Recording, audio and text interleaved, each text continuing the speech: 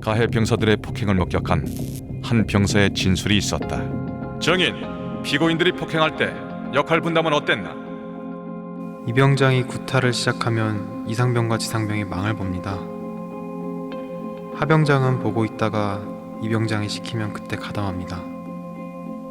이병장은 때리다가 지치면 이젠 네가 때려라 하고 이상병과 지상병에게 대신 때리라고 시키는데, 그러면 이상병과 지상병은 둘이 번갈아 가며 윤일병을 때리곤 했습니다.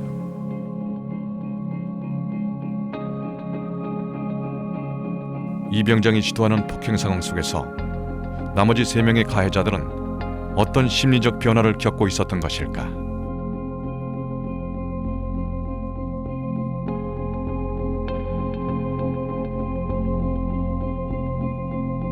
이병장과 친했던 의무반의 분대장 하병장이다. 전 제일 궁금한 게 진짜 때렸냐? 네가 사람을 때렸냐? 이렇게 물어봤습니다. 그게 제일 궁금해서니까. 사회에서 뭐 친구들하고 다툼 한 번 하지 않았고 누구를 때린 적이 한 번도 없었던 애가 군대 가서 뭐 미치지 않고서야 이럴 일이 있겠나. 하병장이 설사 군대에 들어오기 전에는 그렇게 소심하고 특별한 문제가 없는 사람이었다 할지라도 들어와서 병장까지 올라가기 과정에서 그 의무반이 좋지 않은 환경이었다면, 좋지 않은 경험을 계속 제공했다면 충분히 심리적으로 문제가 생길 수 있습니다. 폭력에는 소극적이었지만 수시로 윤일병을 지적했던 하병장.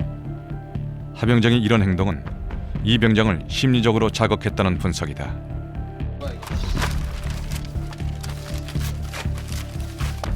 야, 깨끗이 다 찢어 빨리! 증거 다 없애라고!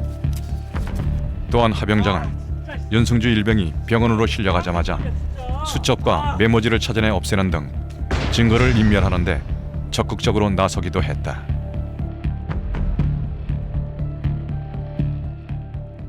의무반에서 이로 벌어지는 일을 사실 책임지고 감시하고 조종해야 될 분대장, 이 하병장이 이 사실은 이 사태를 묵인하는 것을 넘어서서 적극적으로 사실은 저는 매개했고 어떤 이 폭력을 그 다음에 촉발하는 역할까지도 했다고 생각을 합니다.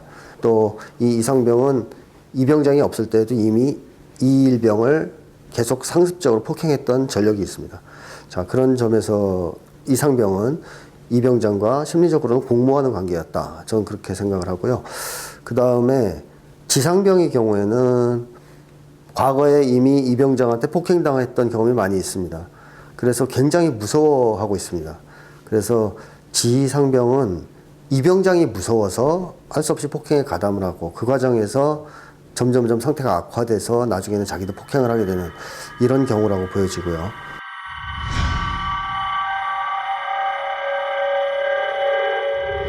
굴러들어온 돌이었던 이병장이 의무반의 최고참이 되면서 짜여진 질서. 조장하고 가담하고 복종하면서 선임병들은 모두 공모자가 되었고 윤일병은 희생양이 되었다. 그렇게 그들은 자신도 모르게 폭력에 물들어갔다. 이병장이 휴가를 나가고 있는 상황에서도 심각한 폭력이 있었어요. 그러니까 목격자에 의하면 일부 목격자들은 이병장보다는 나머지 병사가 팬 게 더 많았다는 거예요. 야, 아직 칼야 그랬냐? 말기 좀 알아들으라고. 사람 짜증나게 하지 말고. 야, 대답을 해. 야. 그렇다면 이것은 그들 몇 명만의 문제일까? 유사한 심리적 역동은 군대 내 곳곳에 존재하고 있지 않을까. 거의 다.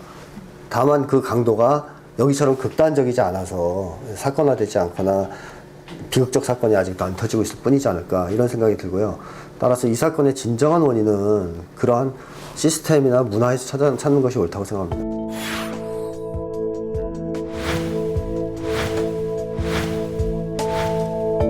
실제로 군대 내 대부분의 병사들이 폭력을 경험해도 그냥 참으며 넘어간다고 했다.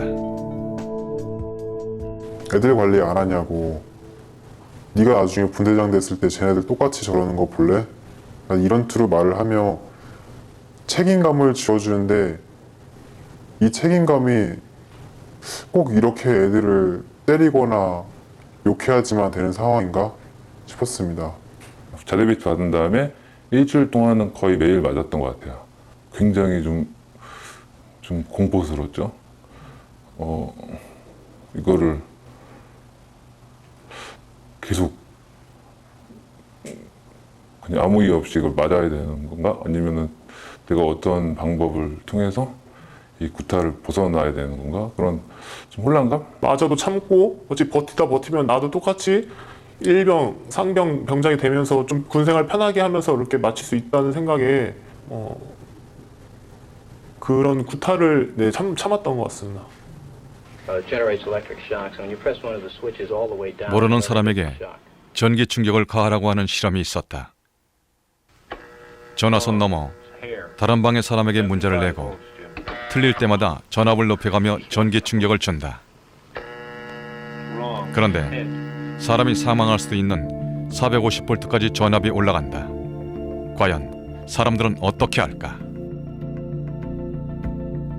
평범하고 선량한 미국 시민들을 대상으로 이런 실험을 실시했다.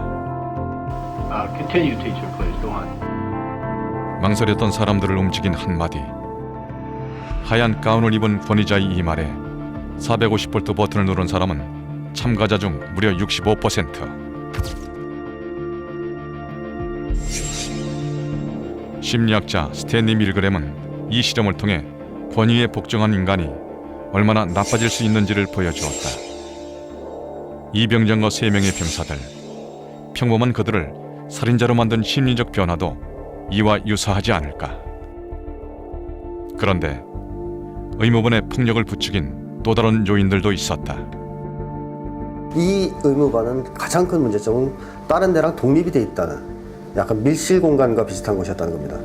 관리기관인 본부 포대막사와 약 300m가량 떨어져 있었던 의무반. 게다가 의무반의 유일한 관리자였던 유하사는 이 모든 상황을 알고도 묵인했다.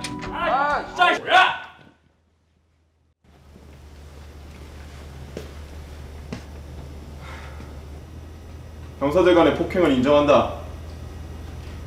말 안 들으면 혼나야지. 때려서라도 군기를 잡아라. 네가 못하면 선임병들이 혼나야 된다. 똑바로 좀 하자. 그 유하사는 틈만 나면 그 하병장, 이병장을 불러서 윤일병 왜 저러냐, 왜 애를 저 상태로 놔두냐 라고 군기 잡아라, 폭력을 행사해도 괜찮다 등등의 말을 계속합니다. 뿐만이 아니었다. 유하사는 무기를 넘어 윤일병에게 직접 폭력을 가하기도 했다. 야, 왜 이렇게 행동이 느려?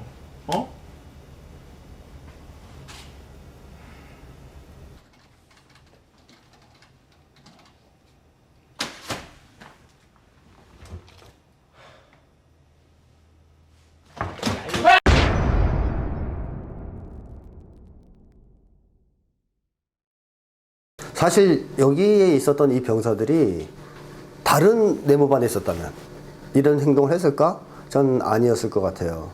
극단적인 장소, 밀폐된 장소, 그리고 좋지 않은 조건, 그러니까 맨 윗상관이 폭력을 지시하고 그 중간에 권위주의 성격자가 자리 잡고 있었다는 거, 이런 것이 참 안 좋은 결과를 낳았고, 그 희생자가 바로 이제 윤일병이다. 그렇다면 의무반 밖에 다른 포대원들은 어땠을까? 지속적인 구타로 윤일병은 한동안 다리를 절고 다녔었다. 의무반을 오매가며 다른 포대원들도 이를 봤을 것이다. 그런데 어느 누구도 의문을 제기하지 않았다. 왜 그런 것일까?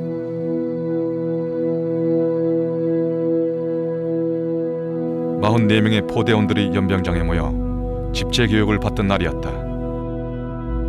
다리가 아파 들 것을 들고 오는 것이 굼떴던 연승주 일병. 유아사는 윤일병에게 얼차례를 가했고 급기야 확성기로 내려치기까지 한다. 많은 병사들이 보는 앞에서 가해진 유아사의 폭력. 이런 행동들이 병사들을 더욱 침묵하게 했다. 간부가 다 알고 있음에도 불구하고 상황이 이렇게 진행된다면 내가 이야기해봤자 소용이 없다라는 자포자기도 있었을 것입니다. 유아사는 분명히 이걸 다 인지하고 있고 본인도 폭행에 가담했어요. 그런 이걸 얘기한다는 것 자체가 공포스러운 것이죠. 군에는 부당한 행위로 피해를 입으면 이를 제보하는 소원수리함 제도가 있다. 하지만 실제 소원수리함의 효과에 대해서는 60% 이상이 부정적이다.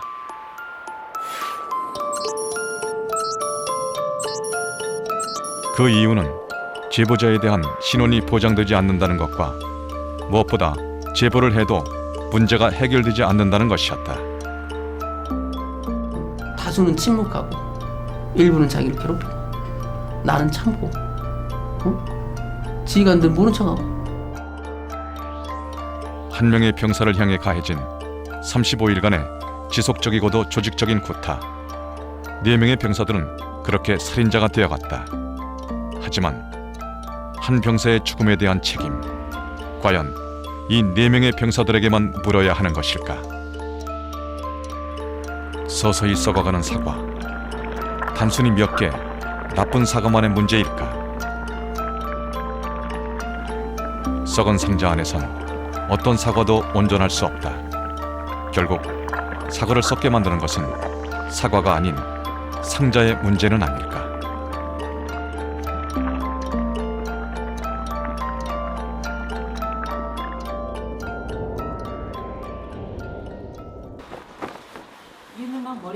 군대는 평범한 대한민국 청년이라면 누구나 거쳐가야 하는 일이다.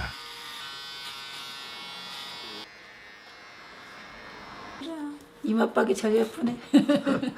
내가 군대에 막 사고도 많고 이러다 보니까 그런 것에 대한 좀 불안감은 있긴 하지만 뭐 아들이 건강해서 군대 생활을 하게 입대를 할 수 있다는 것에 대한 어떤 그런 자부심이 있어서 좋아요. 열심히 하려고요. 네, 자신은 별로 없고 네, 체력이 별로 좋지 않아서 그냥 열심히 잘 갔다 오려고요.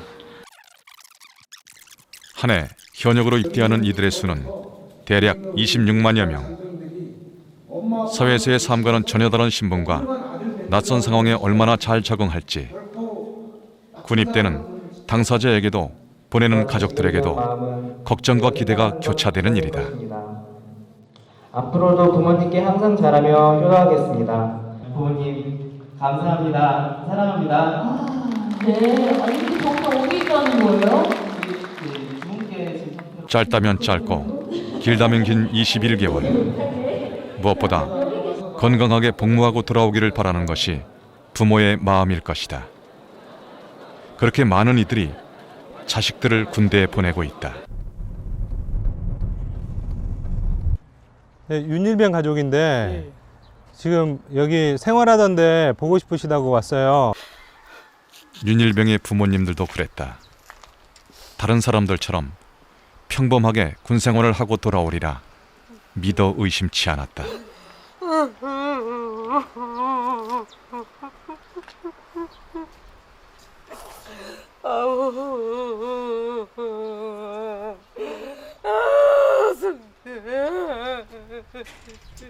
면회 한 번 못 오고 아들이 죽고 나서야 이곳을 이렇게 찾게 될 줄은 꿈에도 생각하지 못했다.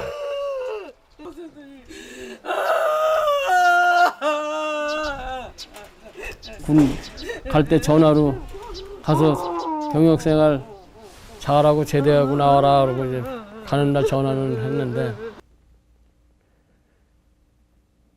진짜 이렇게 될 줄은 꿈에도 몰랐죠.